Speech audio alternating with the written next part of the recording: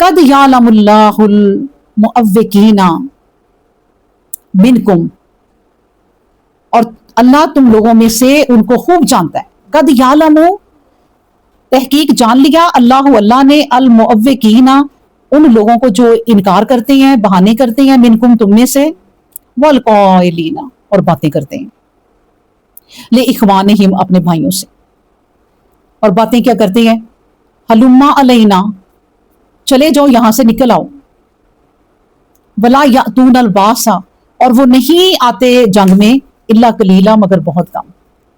یعنی وہ اللہ نے کہا کہ اللہ نے جان لیا ہے نبی تمہارے اس سارے گروہ میں نا کون سے لوگ ہیں، خوب جان لیا اللہ نے پہچان لیا. اور اللہ آپ اپنے نبی کو بتا رہے ہیں کہ جو جہاد سے روکتے ہیں نا، الموقینا کا مطلب ہوتا ہے روکتے ہیں. دیکھیں نہ خود جہاد کرنا ہے نہ دوسروں کو کرنے دینا، مطلب یہ کہ وہ نبی پاک صلی اللہ علیہ وسلم کے دوسرے ایمان والے ساتھیوں سے بھی کہہ رہے ہیں کہ ابھی بھی وقت ہے، نکل پڑو، نہ جہاد کرو.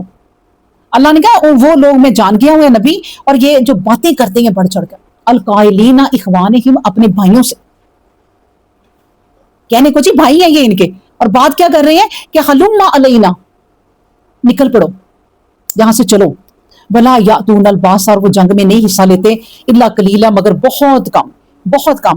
یعنی جنگ میں حصہ نہیں لیتے. بعض جنگوں میں نبی پاک صلی اللہ علیہ وسلم جاتے تھے نا غزووں میں، تو یہ لوگ بہانے کر دیتے تھے، نبی کریم صلی اللہ علیہ وسلم ہم نے تو آپ کے ساتھ جانا تھا لیکن میری بیوی بیمار ہے، کسی نے کہنا میری بچی بیمار ہے، کسی نے کہنا میں خود بیمار ہوں.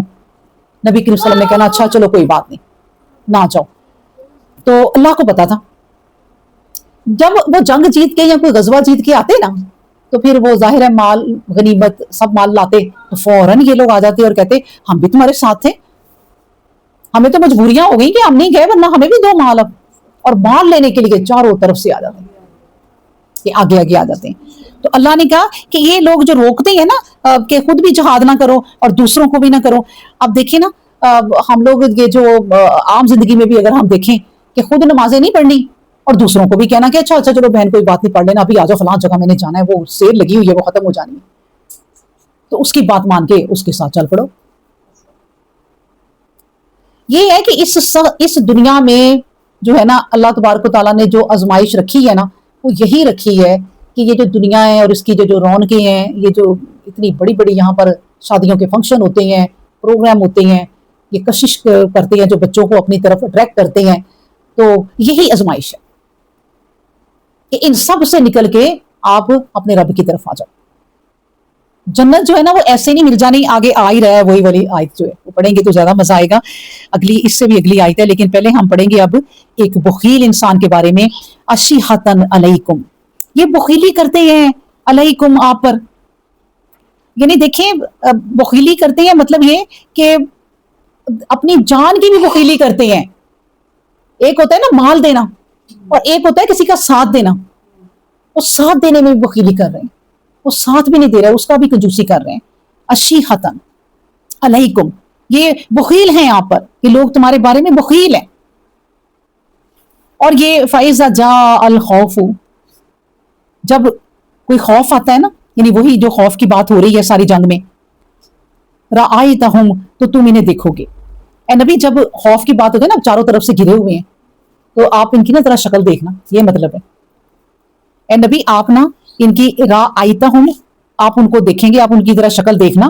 يَنْظُرُونَ وہ آپ کو دیکھ رہے ہوں گے، عَلَيْكَ آپ کی طرف، تَدُورُ أَعْيُنُهُمْ ایسی آنکھوں سے کہ جن پر نا غشی طاری ہو جاتی ہے، حیرانگی والی، کالذی اس شخص کی مانند، یغشی علیہ جس پر غشی طاری ہو جاتی ہے، من الموت موت کی. دوسرے لفظوں میں نا اس پورے جملے کا جو نچوڑ ہے نا وہ یہ ہے دوسرے جملے میں کہ ان پر نا موت پڑ جاتی ہے، کوئی کام کہہ دو تو بس یہ ہے کہ جس بھی آپ نا کوئی اگر دیکھیں یہاں کوئی کام اگر کوئی کرے کسی اسکول میں، کسی فیکٹری میں، کسی کہیں بھی کمپنی میں، بس ویلے بیٹھے تنخواہ کھائے جائیں. جس دن باس کے ہتھے چڑھ گئے نا کہ آج سارے لوگ ذرا کام کرو تو وہ جان جاتی ہے پھر سارے ورکروں کی کہ آج تو پکڑے گئے، آج باس نے سر پہ کھڑے ہو کے کام کرا لینا ہے کہ کام کرو.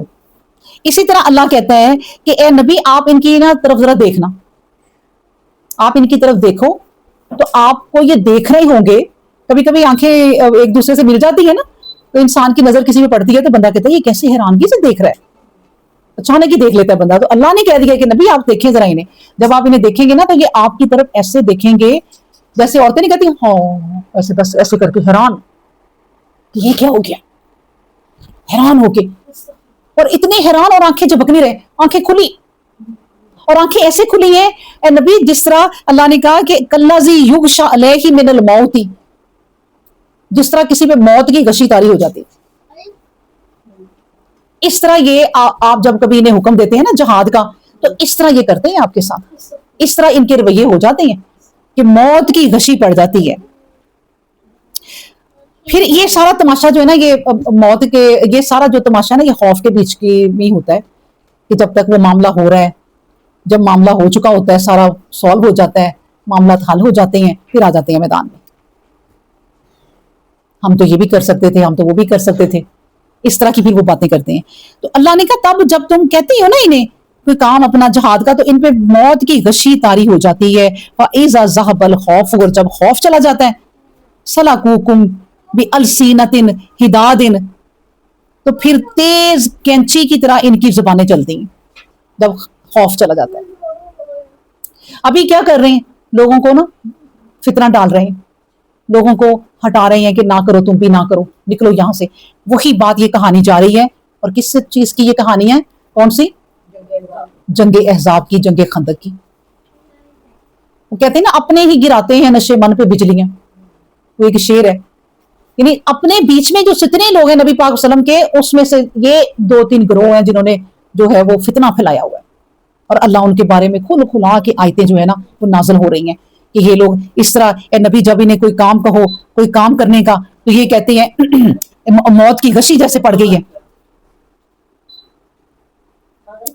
اور جب خوف کا زمانہ چلا جاتا ہے، فَإِذَا ذَهَبَ الْخَوْفُ سَلَكُوكُمْ، ذَهَبَ الْخَوْفُ سَلَكُوكُمْ، اور جب ذَهَبَ الْخَوْفُ، خوف جب چلا جاتا ہے، خوف کی حالت ختم ہو جاتی ہے، سَلَكُوكُمْ بِأَلْسِنَةٍ حِدَادٍ، تو پھر ان کی زبانیں جو ہے نا وہ کینچی کی طرح چلتی ہیں کہ نہیں ہم تو نہیں جانا چاہتے تھے، ہماری مجبوری تھی، ہم کیا کرتے، ہم تو آپ دینا چاہتے تھے. ان کی باتیں سن بتائیں، اللہ تبارک و تعالیٰ نے ہمیں زندگی گزارنے کے لیے ایک باشعور انسان کو جو قرآن پڑھے تو اسے کتنا علم دے دیا ہے کہ ایسے لوگوں سے بچ کے رہو جو تمہارے وقت پہ آ کے نا تمہیں چھوڑ جائیں. ہمارے خاندانوں میں مسلمان ہیں بے شک، ان کے ایسے ہی ہوتا ہے کہ ایک بہن کا اگر میاں فوت ہو گیا نا تو خاندان والے ایسے آہستہ آہستہ آہستہ آہستہ نہ کھسک جاتے ہیں کہ اب ہمیں نہ پڑ جانا ہے، ہمارے پہ نہ پڑ جائے گا، وہ سارے ہی چلے جاتے ہیں. یہ اللہ کیسے قرآن میں سمجھا رہے ہیں کہ وہ ان لوگوں کو پہچان لو، لوگوں کو نا پہچان کے احسان بھی پہچان کے کرو. بکری ہے نا، وہ خشک گھاس کھا کے بھی دودھ دیتی ہے، ایسے لوگوں سے ملو. اپنے رشتہ داروں کو، غریبوں کو یہ نہ سمجھو کہ یہ بیچارے نکارا ہیں.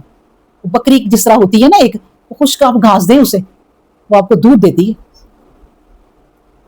اور کچھ لوگ ایسے ہوتے ہیں، پہچانو لوگوں کو. آپ ساری زندگی دودھ پلاؤ نا سانپ کو، وہ ڈسنے کا جب ٹائم آتا ہے ڈس ہی لیتا ہے. تو اس لیے لوگوں پر نا آنکھیں بند کر کے بھروسہ نہ کرو. یہ آیتیں ہمیں کیسے سکھا رہی ہیں، لوگوں کو پہچانو. اور قرآن پڑھنے والے کو اللہ تبارک و تعالیٰ جتنا شعور دے رہا ہے کہ یہ دیکھو ذرا نبی پاک صلی اللہ علیہ وسلم کے ساتھ کیا ہوا، تو ہم لوگ کس کھیت کی مولی ہیں. تو تم اپنے ارد گرد کے لوگوں پر بھروسہ کر کے نہ بیٹھ جاؤ. یہ وہ خاندان ہے، یہ وہ خاندان ہوتے ہیں کہ آپ اس خاندان کی ہر قربانی دینے کو تیار ہوتے ہیں، اور جب آپ کا ٹائم آتا ہے تو کوئی بھی نہیں آتا. تو اس لیے ہمیشہ آپ کے چاہے رشتہ دار بڑے ہی پیارے ہیں، دور کے ہیں، نزدیک کے ہیں، آپ طریقے سلیقے سے اپنی چادر دیکھ کر پاؤں پھیلاؤ. کبھی ان کے لیے دوڑے نہ لگاؤ کہ آپ کی وہ چادر ہی پھٹ پھٹ کے پڑی اور پھر وہ آپ کے کام کوئی نہیں آنے والے. یہ اللہ ہمیں عام لوگوں کو بھی سکھا رہا ہے کہ اپنی زندگی دھیان سے گزارو کہ وہ لوگ دیکھو نبی پاک صلی اللہ علیہ وسلم کو دھوکا دے گئے. دوست وہ جو وقت پہ کام آئے، جو وقت پہ کام آ گیا نا، دوست وہی ہے بس. تو اس لیے لوگوں کو پہچانو. اور کہتے ہیں نا ہر چمکتی ہوئی چیز سونا نہیں ہوتی، اور وہ اونچی دکان پھیکا پکوان، یہ ایویں نہیں محاورے بنے ہوئے.